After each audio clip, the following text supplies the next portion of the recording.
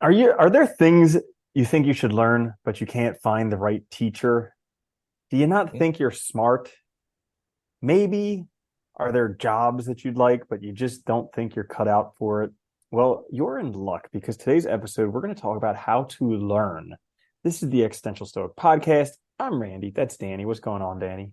What's up, Randy? Danny, you've been in the education system for quite a while. Forever. Yeah. Is it, answer, riddle me this. Is it important to learn? Yes. Yes, it is. Well, you know what's funny too? I think it's not only is it important to learn, but it's important to know how to learn on your own. Because everybody always knows the saying, right? Like you get out of anything, especially education, what you put into it. And like I think a lot of people come into it just expecting hand holding and the person to guide them, and they get very little out of it because they're not really doing anything on their own or engaging with it on their own terms, and finding things they care about. Hmm. That's a good point. So, in that vein, we're going to be giving a few quick tips today for how to learn. I will go first. And my first one is learn to teach yourself. So this is like a very, very common theme that I saw a lot back when I used to work as a veterinarian, because all these kids would come up to me and they'd be like, write me a recommendation for vet school. And I do my best to convince them not to become a veterinarian because it's a Like, for no. various reasons. And they'd be like, no, I won't do it anyways. But then they would, sometimes they would come up and they would be like, oh, I got to take these courses because I want to learn this stuff. And I was like, well, you can teach yourself. And they're like, Yeah. no, I can't do that. I need a teacher to learn stuff. And it's like, that is one of the biggest handicaps you can place on yourself, thinking that your learning depends on somebody else in order to do it. Because when you learn to teach yourself, you'll be able to learn so much more when you actually do have instruction. But then when there's not, guess what? There's still a ton of other places to learn other than from a teacher. And that's a great way to get ahead. That's a good point too. And it's funny, but like if you look like at any course you might theoretically take, just get the textbook and look at how the textbook's laid out, and I guarantee you the course is going to follow a similar path. And so you Mm-hmm. can use that as a guide to sort of like create your own thing and teach yourself. I think you're right. Like we have people, I think it's from school probably. We think like you need that authority to impart the wisdom to you, but like you can do it yourself. You can be both in that Mm-hmm. relationship. Yeah. Dude, because spoiler alert, nowadays most of the teachers just use a prefabricated coursework. They don't even come up with their lectures or Yeah. anything. So they're basically just you're paying somebody to read you the book. Dude, think of this. Yeah. Dude, right now I just got a report from like the union not too long ago. It's 78% of college courses now are taught by adjuncts, which means part-time people not making a lot of money, which means they're doing a lot of work to teach a lot of class, which means they have to cut corners because they have no choice, and it's ridiculous. So it's like, yeah, I think it's a really good point. Mind-boggling considering that the cost The of cost. education is the Yeah, highest it's ever been and the yeah, quality it, is the lowest. yeah, it makes no sense. It's insane. Yeah. Uh, anyway, my first one, and I think this is really important, is just start a project on something you want to learn and learn by doing. I think this is like my favorite method. Like, set yourself something that's like obviously beyond your current skills, and then just work through it. Because like the best way, at least for me, and I think for a lot of people, to learn is by one, doing the thing that you want to learn, and running into real world problems and forcing yourself to solve them. This is obviously depending on what you're trying to learn, this can be easier or harder. Some things might not lend themselves directly to projects, but you can find a way to work that in, whether it's like, writing a paper on a topic that you're interested in or something, and like that's your goal, whatever it is, but have a project that you can kind of work towards and orient what you're doing, and that kind of helps you kind of plan things. And that's a really great thing because a lot of people have these things that they want to be and they think they have to do all these things to be that thing.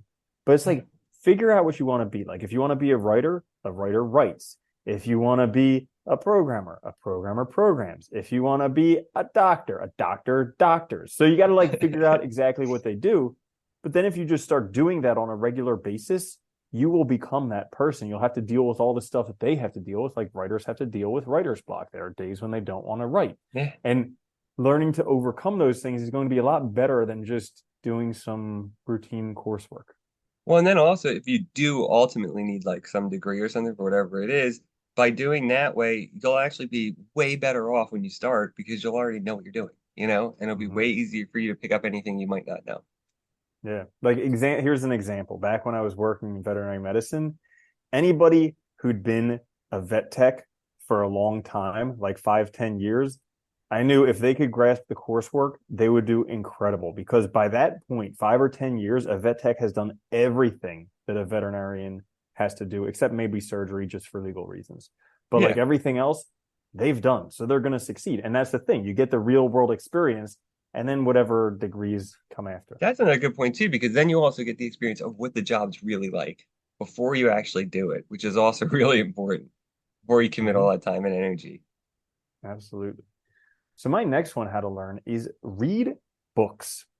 Hmm. So remember when we were talking about what superpower do you want? And I was like, oh, I'd like to be invisible. And then you're like, I want to be able to touch a book and just like Yeah. understand everything. I was like, darn, that is a really good one. But you can, I mean, everything that's ever been learned, done, every problem encountered, every problem overcome, someone's done it and written a book about it. And Yeah. you can learn that through reading books. But also, I mean, aside from Danny, who's smart enough to know that reading is very important, two of the richest people in the world, Warren Buffett and Bill Gates, they were both asked if you could do it, if you could have any superpower. Both of them were like, yeah, be able to read faster. Yeah. And so, like, the ability to read. And if you look across the board, most of the most successful people read a ton. Like Warren Buffett reads 4+ hours a day, and a lot of other people read a lot. I mean, look at Oprah; she has a whole freaking book club. Yeah. So She has a tons of people, club dedicated to books yeah, you read. exactly. So learning to read is something that is huge. And here's a crazy thing: so the average American reads one book a year. And for each minute you read a day, that's how many books you'll read at the end of a year. So the average American reads 1 minute per day. If you want to do twice as much as the average American, Me read too. 2 minutes a day. That's it. That's The like a barrier is page. not that high. I know. The Yeah. barrier is not that high. But Danny and I both have been reading a whole bunch. And, it's something where, at least for myself, I set goals initially, how many books I wanted to read a year. And then I knew how many I needed to read a month and how many I needed to read a week in order to accomplish that. And you get to levels to where you're just reading astronomical numbers, but you get exposed to so many great ideas and concepts.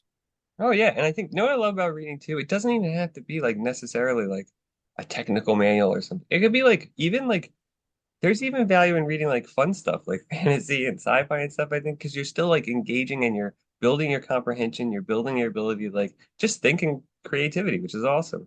And like there's Mm-hmm. so many, I don't know, I love like because like all the time, like I'm not a scientist, but all the time I'll pick up books like on like quantum physics and stuff because there's so many like really good ones now that are short and like they're able to introduce these concepts in like fun ways, and it's just fun to learn about it, you know? I Mm-hmm. think like And actually, yeah, yeah. interesting No, you good. brought that up because I'm listening to the Elon Musk biography right now, the new one, and the richest man in the world reads a ton of science fiction, and that's actually how he got most of his ideas for the things that he's doing Yeah. from reading science fiction. Yeah, I knew that actually from a while ago. I heard something about that because him and a couple other the big entrepreneurs like real into it. Yeah. But it makes sense, right? Because science fiction, how often do ideas that these authors come up with, those ideas become reality? Not in maybe the same way, but like, in a fashion. And it's kind of cool. And it just gives you a way to think about things differently. That's a good one. That's second, yeah. My second one, and this is pretty interesting. Once you figure out what you actually want to focus on, a good way to learn on your own is create a learning plan. Like literally set yourself up a plan. Like, you know, this is what I hope to accomplish. This is what I want to do. This is how much time I'm going to dedicate a day. It could be anywhere from 5 minutes to whatever. This is where I'm going to start. And, you can adjust the plan as you go, but having at least some outline of where you want to go and how you're going to achieve this really helps when you get stuck because it gives you a way to kind of, okay, I just got to keep going in this direction and I'll get there. Yeah, I think that's a great one and definitely understated because that's like the one thing who people go to universities think they're Yeah, going to benefit from because the universities have already made a plan. Now, granted, it may not be a great plan. Like I just finished a master's that really I didn't learn anything in the field that I really wanted to learn. It was very theoretical, nothing really practical, but they had a plan. And so I yeah. bought into the whole like they have a plan and I'll have a plan and all that stuff. But you can create a plan yourself. And after finishing that master's, I did create a plan for myself. And now it's like a lot more practically oriented and in the direction of things that I want to learn. So that's the benefit you can do when you create a plan on your own. I'm glad you mentioned that though too, because that is like universities focus on theory. And like, which is it's good to know theory. It is because it helps you understand the practical. But like, you don't get that practical that I think is way more important most of the time. So often you still need to teach yourself anyway, even when you're in university, to actually do the thing that you want to do and not just like understand the background concepts. So yeah, good one. Mhm. All right. So my third one is take action. This Hmm. is the thing that separates people who achieve and people who learn from everybody else because everybody else just prepares to take action. They read all the books, they listen to all the podcasts, they watch all the YouTube videos, they buy all the things they need to do it, and they never get around to taking consistent action. And taking action is the only way you're going to get into that feedback loop that's going to get you learning because you're going to start doing things that are uncomfortable, that you don't know what you're doing. Things aren't going to work out the way you want them to. You're going to have to figure out how to address that. So, taking consistent action in the direction you want to go is one of the best ways to learn because this is the separator between those who achieve and those who don't.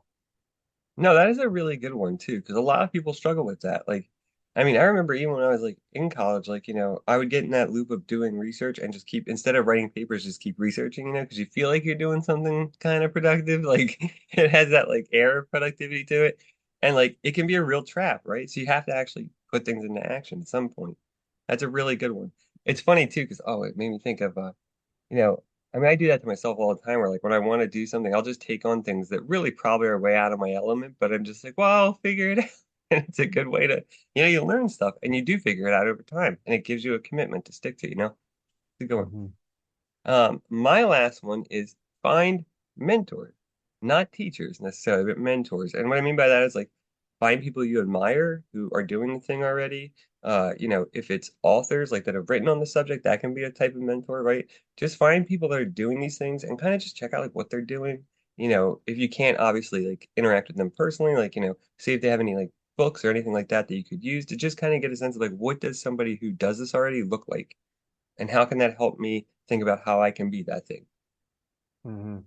Yeah, that's a great one. And also, while you can reach out to like the Uber mentors, the people at the top of the field, generally they're not going to be that helpful to Yeah. you because they're so far ahead of you. They probably don't remember what it's like to be in your position. If you can instead find somebody who's maybe like a level or two ahead of you, they have very recently been in your shoes and they'll be able to connect the dots for you in ways that other people wouldn't.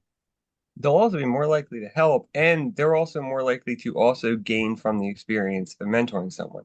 Whereas like somebody at the very top, they're not going to. It's going to be well beyond their experience level. So it's like, yeah, it's a good point. Mhm. So there you Good. have it in a nutshell, how to learn a few quick tips to help you learn the next thing. So if you enjoyed it, make sure to leave a positive review on Apple Podcasts. That could help us out quite a bit. Does And help. we'll catch you guys next time. This is the Existential Stoic Podcast. I'm Randy. That's Danny. I'll see you later, Danny. Later, Randy.